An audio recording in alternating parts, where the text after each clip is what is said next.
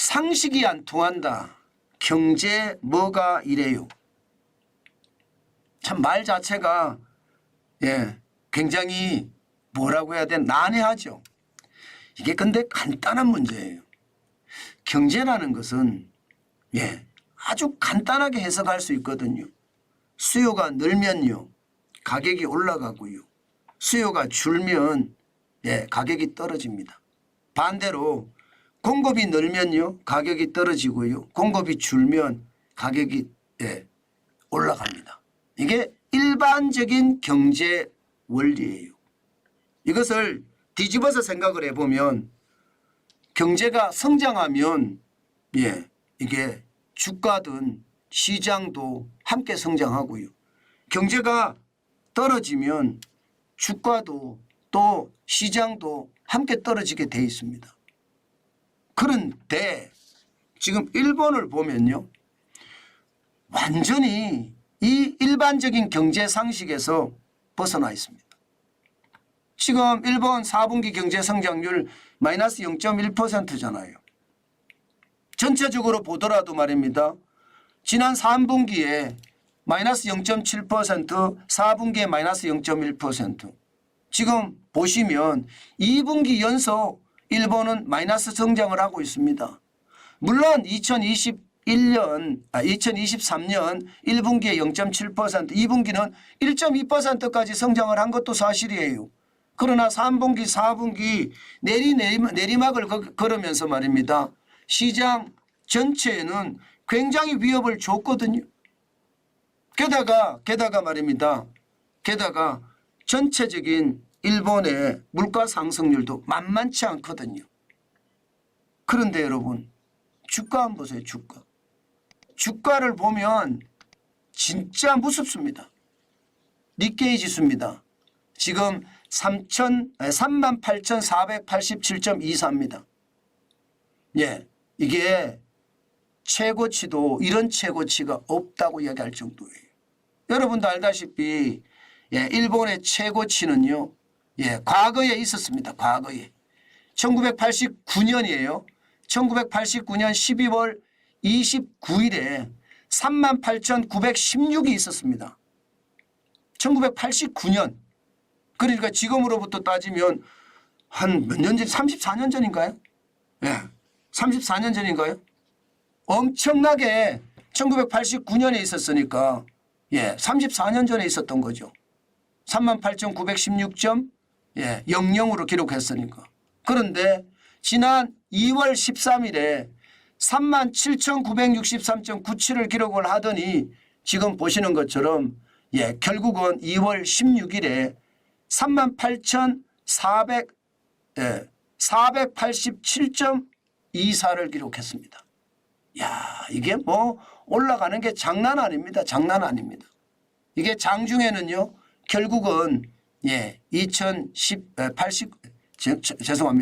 1989년 12월을 능가하기도 했습니다. 이러니까 시장에서는요. 이게 뭐야.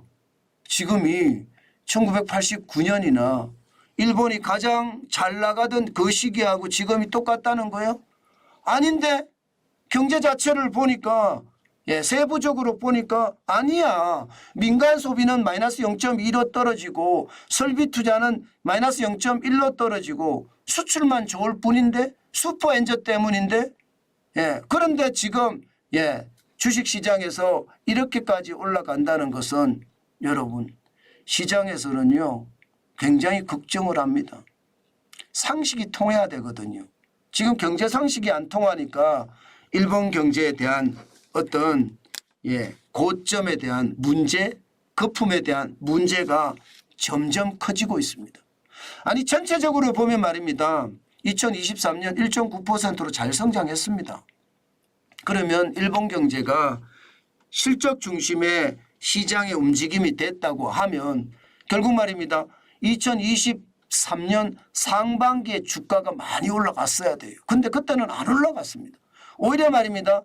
하반기에 주가가 무너질 때 지금 주식은 더 많이 올라갔습니다. 더더군다나 말입니다. 지금 심각하게 이야기하는 것은요. 올해 일본 경제 성장률이거든요. 올해 일본 경제 성장률을 보면 야, 이게 뭐지? 이런 생각이 들어요. 왜? 작년에는 1.9% 성장을 했다고 이야기할 수 있지만 올해는 일본 경제 성장률이 지금 굉장히 낮게 잡고 있습니다. 전부 다. 예, 1%가 못 올라간다고 생각해요. 일본 정부는 1.3% 예상을 합니다. 그러나 국제통화기금 IMF는 0.9%고요. OECD 경제협력개발기구도 1%예요. 그런데 주가는 지금 그 어느 때보다 고공행진을 계속하고 있죠. 과연 이 고공행진이 계속할까요, 여러분? 그렇게 계속 가서 시장에 아무런 문제가 없을까요? 경제 상식이라는 건 여러분 수요와 공급의 원리에서 가격이 결정되는 것. 예, 경제 성장률이 떨어지면 시장도 예, 물론 6개월 앞서간다고 이야기는 하지만 아니 1년 앞서간다고 이야기도 하지만 시장도 함께 떨어질 수 있는 거고 게다가 예, 미래 전망 경제 성장률에 대한 전망도 그렇게 좋지 않은데 이게 계속해서 지금 시장이 올라간다는 것은 일본조차도 걱정합니다. 이게 시장이 뭐지? 그러면서 말입니다. 물론 이게 여러분 그런 생각은 해요. 1980년대 냉전시대가 아주 엄청날 때 말입니다. 일본 경제는 난리도 아니었거든요. 고성장 고성장 고성장. 그때하고 지금이 굉장히 닮았어요. 지금 전 세계가 러시아가 우크라이나를 침공하는 바람에 이게 신냉전 질서의 어떤 구도가 만들어졌습니다. 그 구도가 결국 중국에서 투자한 자금들이 빠져나와서 다 빠져나와서 그 자금들이 일본에 광폭으로 투자한 거 맞아요. 이게 시장을 자극을 했다 이렇게 보이거든요. 그렇지만 결국 말입니다. 1980년대 냉전시대의 어떤 핵심 주류를 이루었던 것이 1989년에 정점을 찍고 1990년부터 거품이 와르르 빠지면서 잃어버린 10년, 잃어버린 20년, 잃어버린 30년이 왔잖아요. 저는 역사적 사실을 단순하게 보지는 말아야 된다고 저는 생각합니다. 당연히 역사적 사실 자체가 결국은 충격을 줄 수도 있다고 보거든요. 그만큼 말입니다.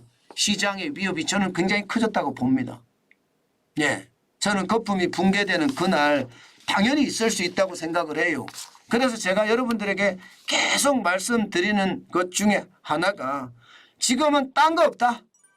예, 열심히 일해서 예, 현금을 계속 쌓아가는 것 그것만큼 더 중요한 것은 없다. 그렇기 때문에 진짜로 예, 우리는 그에 대한 대비책 반드시 준비해가면서 시장에 대응을 해야 되겠다. 저는 여러분에게 계속 말씀을 드립니다. 지금은 딴 거 보지 마시고요. 최고는 뭐냐? 무조건 말입니다. 예, 생업에서 돈을 많이 벌어서 현금을 쌓아놓는 일입니다. 그 일이 결국은요.